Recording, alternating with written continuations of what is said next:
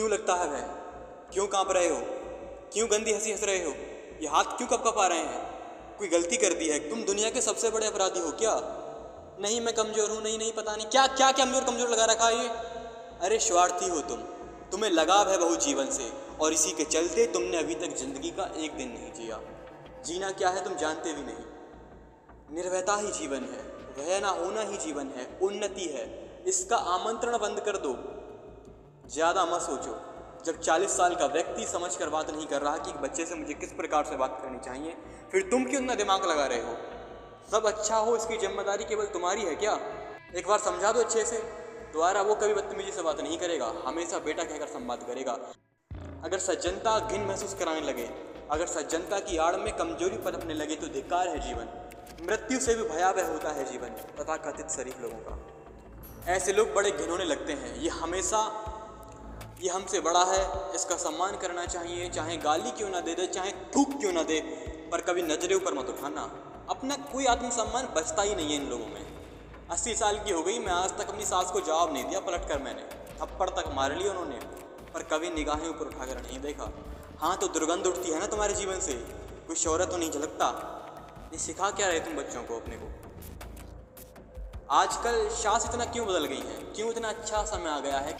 क्योंकि किसी ने बिना गलती के निगाहें झुकाना बंद कर दिया है। हर उस आवाज़ को शांत कर डालो जो तुम्हें डराने का प्रयत्न करे, चाहे वो आवाज़ घर वालों की हो, विद्यालय की हो या प्रशासन की हो, किसी की भी हो। जरा सोचो कितनी बार तुम डरे कि ये हो जाएगा, वो हो जाएगा, कुछ हुआ क्या आज तक? कितनी बार ख्याल आता होगा कि कहीं घर में खाना खत्म ना हो जाए, कभी भूखे सोए क्या आज तक? मान लीजिए एक विद्यार्थी है जो कि यहाँ पे परीक्षा देकर घर आ रहा है, कुछ नहीं लिखा पेपर में, परीक्षा में कुछ नहीं लिखा, परीक्षा में डर लग रहा है। अब डर किस बात का है? डर इस बात का तो है नहीं कि मैं कुछ लिख कर नहीं आया हूँ तो इसकी सजा है कि इसी कदम पर जो कदम मैं रख रहा हूँ मेरा एक्सीडेंट हो जाएगा।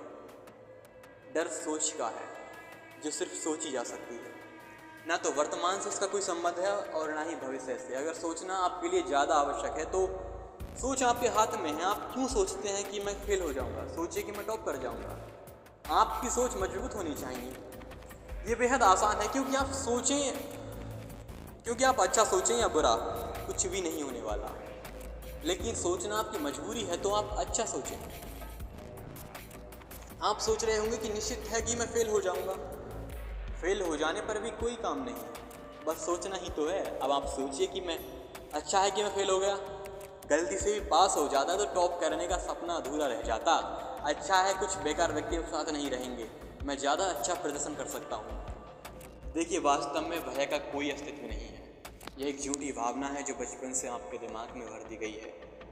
बस एक बात याद रखिए, कभी भी उस क्षेत्र से पीछे मत हट जाना जहाँ तुम्हें डर महसूस होता हो। अंधेरे से डर लगता है तो रात में निकलो, अकेले ना सही किसी साहसी को साथ ले लो। लगातार वो काम करते चले जाओ जो तुम्हें डराता हो।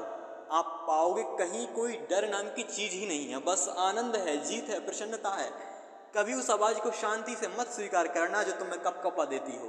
तत्काल प्रतिकार करो जैसे एक सर्प की भांति। कोई जरा छुए नहीं कि तुम अपना फन फैला कर बैठ जाओ। अगर एक बार शांत हो गई तो दुनिया के शोर में दबकर मर जाओगे। जय हिंद, जय भारत, जय सनातन।